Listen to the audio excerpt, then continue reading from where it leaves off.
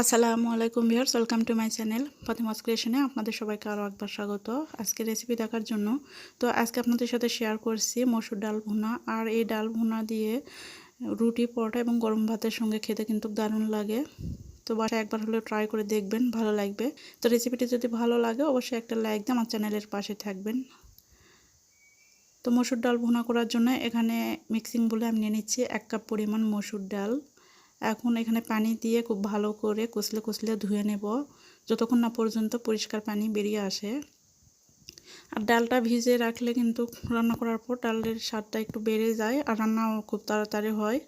তো ডালটা খুব ভালো করে আমি ধুয়ে নিয়েছি, তারপরে পানি দিয়ে আমি ভিজিয়ে রাখবো 25 থেকে 30 মিনিটের জন্য। তো 25 থেকে 30 মিনিট পর আমি ডালটা পানি থেকে তুলে নিচ্ছি, পানিটা খুব ভালো করে ঝরিয়ে নিচ্ছি। এখন চুলায় একটা প্যান বসিয়ে দিয়ে এখানে 4 টেবিল চামচ তেল দিয়েছি, তারপর 3টা শুকনো মরিচ দিয়ে দিলাম আর 1 টেবিল চামচ দিয়ে দিচ্ছি রসুন কুচি। এখন শুকনো মরিচ আর রসুন কুচিটা একটু ভেজে নেব 30 সেকেন্ডের মতো। এখন এখানে দিয়ে দিচ্ছি পেঁয়াজ কুচি, এখানে 2টা পেঁয়াজ কুচি করে নিয়েছি। তো পেঁয়াজ আর রসুন কুচি খুব ভালো করে একটু ভেজে নেব, একটু হালকা ব্রাউন করে ভেজে নেব। তো পেঁয়াজটা যখন সফট হয়ে এসেছে আর কালারটাও চেঞ্জ হয়েছে, ওই পর্যায়ে আমি 1/2 চা চামচ দিয়ে দিচ্ছি হলুদ গুঁড়া আর 1 চা চামচের থেকে একটু কম দিয়ে দিচ্ছি লাল মরিচের গুঁড়া। তো এখন তেলের সঙ্গে একটুখানি নেড়ে নিচ্ছি, নেড়ে মিশিয়ে নিয়ে এখন ধুয়ে রাখা মসুর ডাল দিয়ে দিলাম। এখন স্বাদ অনুযায়ী লবণ দিয়ে দিচ্ছি। এখন মসুর ডালটা খুব ভালো করে নেড়ে চেড়ে ভুনা করতে হবে। তো 4-5 মিনিট নিয়ে আমি এই ডালটাকে ভুনা করে নেব এভাবে নেড়ে চেড়ে। আর এই মসুর ডাল এভাবে ভুনা করে রান্না করলে খেতে কিন্তু খুবই ভালো লাগে। তো 4-5 মিনিট আমি মসুর ডালটা এভাবে ভুনা করে নিয়েছি। এখন এখানে পানি দিয়ে দিচ্ছি। এখানে 1 কাপ মসুর ডালের জন্য আমি 3.5 কাপের মতো পানি দিয়ে দিচ্ছি। 4টা কাঁচামরিচ দিয়ে দিলাম। এখন নেড়ে চেড়ে ঢাকনা দিয়ে ঢেকে রান্না করব ডালটা সিদ্ধ হয়ে আসা পর্যন্ত। তো ডালটা যেহেতু ভিজিয়ে রেখেছিলাম এর কারণে ডালটা খুব সহজেই কিন্তু সেদ্ধ হয়ে যাবে, খুব বেশি সময় লাগবে না, অল্প সময়ে ডালটা সেদ্ধ হয়ে গেছে।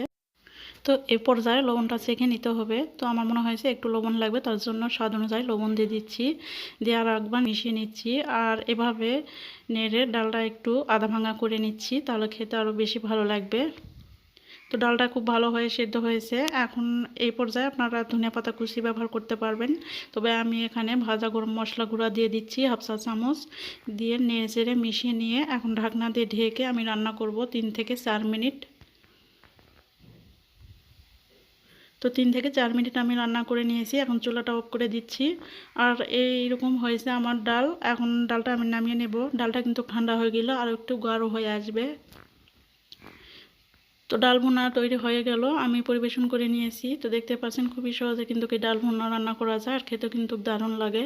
গরম ভাত, রুটি, পরোটা সব কিছুর সঙ্গে খাওয়া যায়। তো রেসিপিটি কেমন লেগেছে আপনাদের কাছে অবশ্যই কমেন্টস করে জানাবেন। রেসিপিটি যদি ভালো লাগে লাইক, কমেন্ট, শেয়ার করে দেবেন বেশি বেশি করে। আর এইরকম নিত্য নতুন রেসিপি পেতে আমার চ্যানেলটিকে সাবস্ক্রাইব করে পাশে থাকা বেল আইকনটি প্রেস করে দেবেন, যাতে করে পরবর্তী ভিডিও ছাড়ার সঙ্গে সঙ্গে নোটিফিকেশন পেয়ে যান। তো আজকে এখানে বিদায় নিচ্ছি। সুস্থ থাকবেন, ভালো থাকবেন। আল্লাহ হাফেজ। আসসালামু আলাইকুম।